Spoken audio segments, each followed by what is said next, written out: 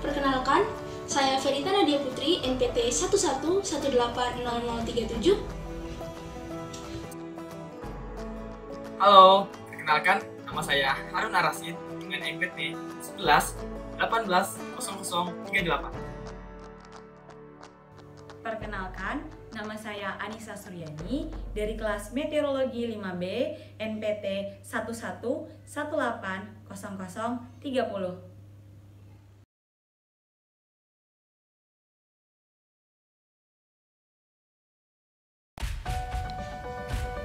Assalamualaikum warahmatullahi wabarakatuh.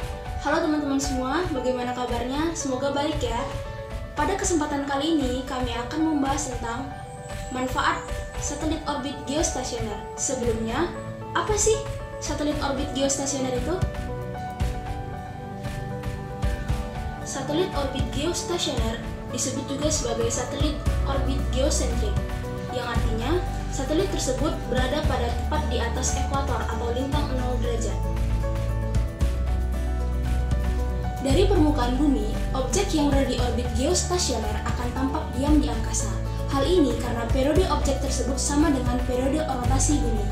Letaknya yang konstan pada lintang 0 derajat menyebabkan lokasi satelit dibedakan oleh letaknya di bujur bumi.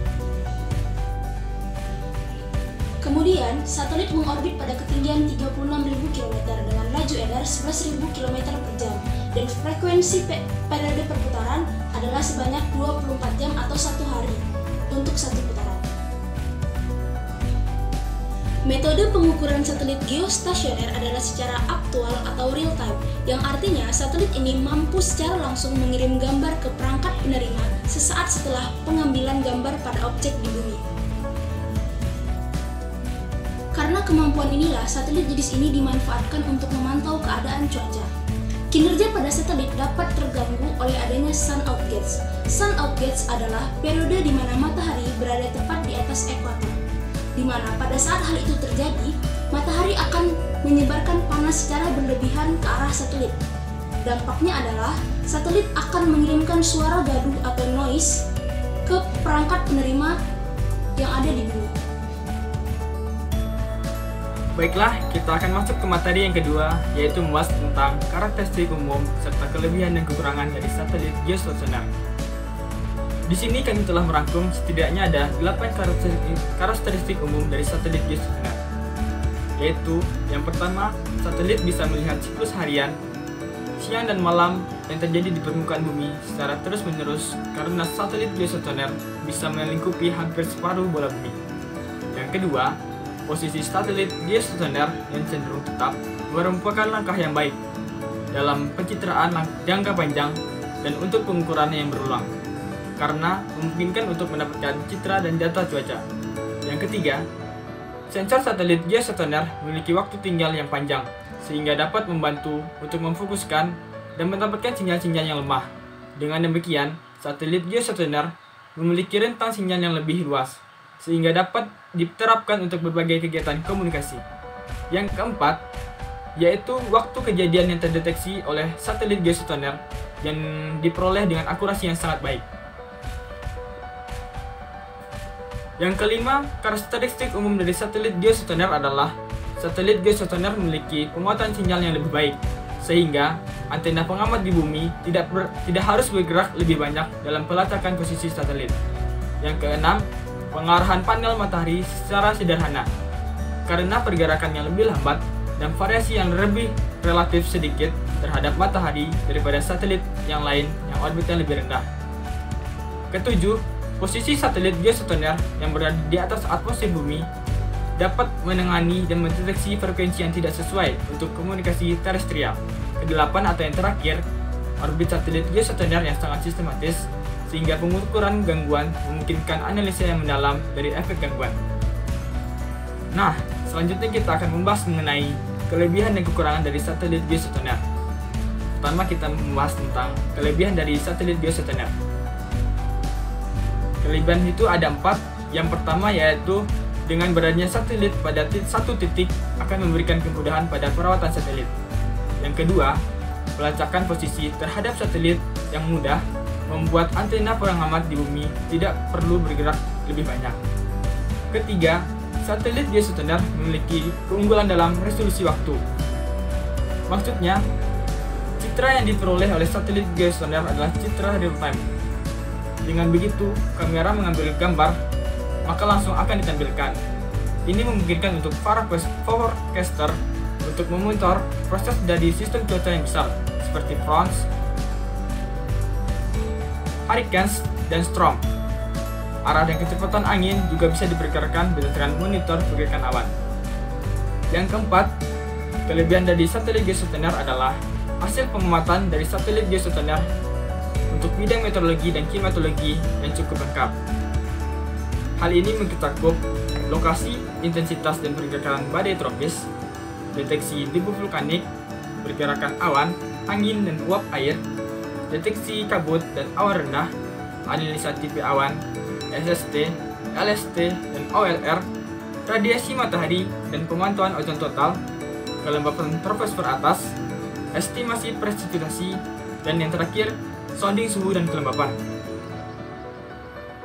Di antara banyaknya kelebihan dari satelit geostasioner, namun satelit ini masih memiliki kekurangan.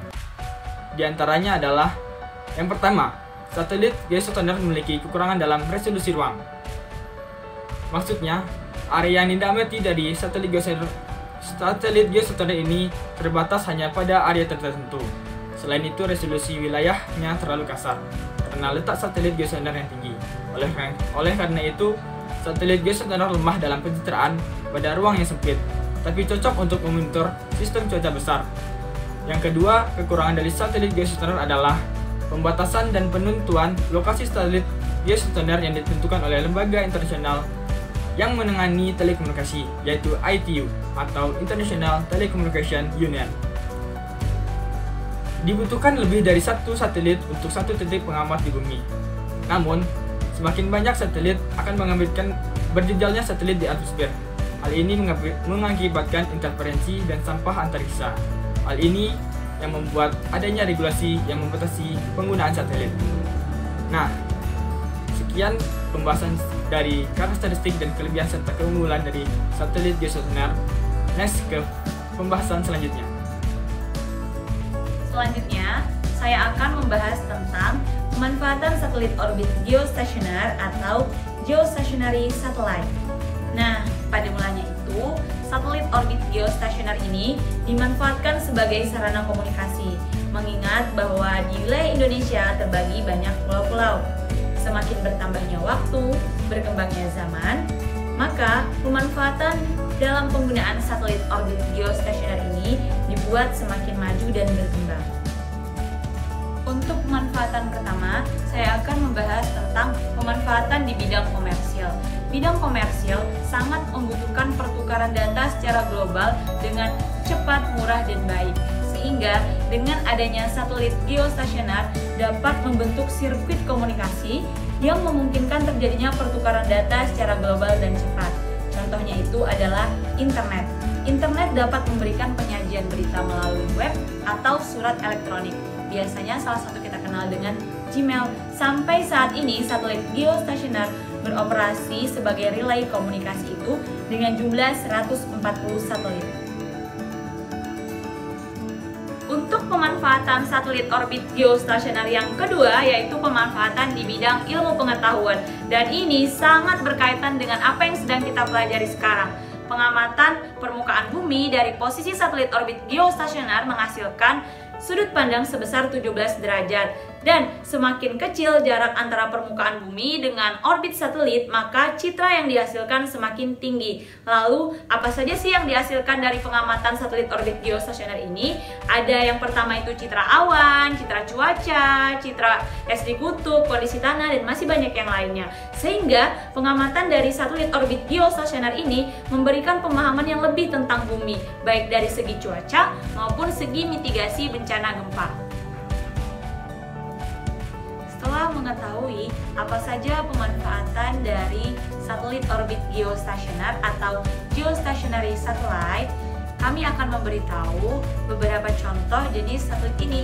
Yang pertama yaitu Palapa-D yang berasal dari Indonesia dan dirilis pada tanggal 31 Agustus 2009. Lalu contoh yang kedua yaitu adalah Himawari 9 yang berasal dari negara Jepang yang dirilis pada tanggal 21 November 2016. Dan contoh yang terakhir yaitu satelit Fengyun 2H yang berasal dari Republik Rakyat Cina dan dirilis pada tanggal 5 Juni 2018.